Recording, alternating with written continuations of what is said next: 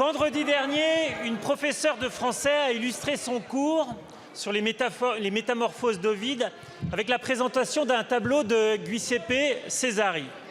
Il ne s'agissait donc ni plus ni moins d'une manière de lier deux arts, la peinture et la littérature.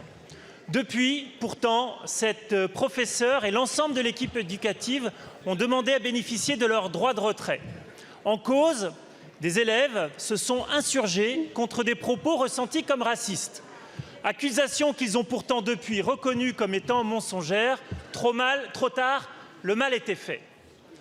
Il ne s'agit pas d'un simple fait divers.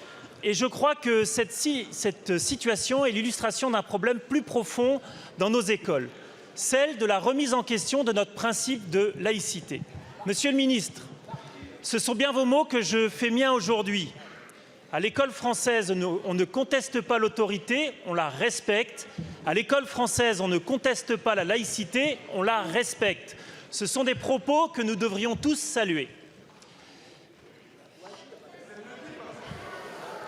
Pardon.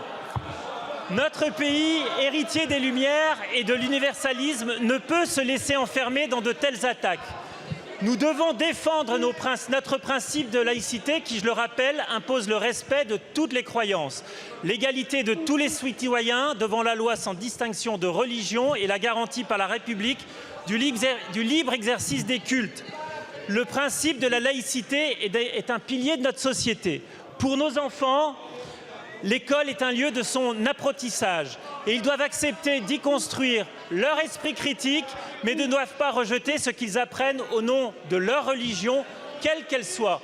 Réaffirmons ensemble notre soutien à l'ensemble des professeurs menacés et remercions-les pour le courage de leur engagement. Merci beaucoup, monsieur le député. La parole est à Gabriel Attal, ministre de l'Éducation nationale et de la jeunesse.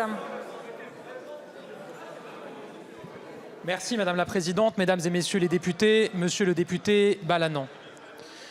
Il faut en revenir à l'essentiel. Le rôle de l'école française, c'est de former des républicains. Et notre école, l'école française, elle a des racines. Et dans ces racines, il y a la laïcité, il y a l'égalité entre les femmes et les hommes, il y a l'autorité de l'enseignant. Et je le dis, Monsieur le député, même si certains cherchent à provoquer ces racines ou à déraciner notre école, ces racines, elles sont solides. Elles sont portées chaque jour par des centaines de milliers d'enseignants qui forment des républicains, qui démocratisent le savoir au service de notre pays et de notre République. Je le redis ici devant vous, comme je l'ai dit hier aux enseignants d'Issou, je me suis rendu au collège Jacques-Cartier. Jamais je n'accepterai à l'école de la République qu'on refuse de regarder un tableau, qu'on se bouche les oreilles en cours de musique, qu'on s'en prenne à l'autorité d'un enseignant.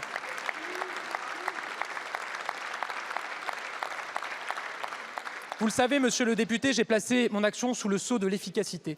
Moi, je ne prends pas des positions, je prends des décisions et je les fais appliquer. C'est pour cela que, sous l'autorité de la Première ministre et du Président, j'ai décidé d'interdire le port de l'abaya et du camis à l'école et que j'ai fait respecter cette interdiction. C'est pour cela que j'ai décidé de sanctionner les élèves qui ont contesté le moment d'hommage à la mémoire de Samuel Paty et de Dominique Bernard et que ces élèves ont été sanctionnés. C'est pour cela, monsieur le député, que j'ai dit dès hier que les élèves responsables de cette situation à Issou seraient sanctionnés et je vous annonce que ce matin, une procédure disciplinaire a été ouverte à l'endroit des 3 élèves à l'origine de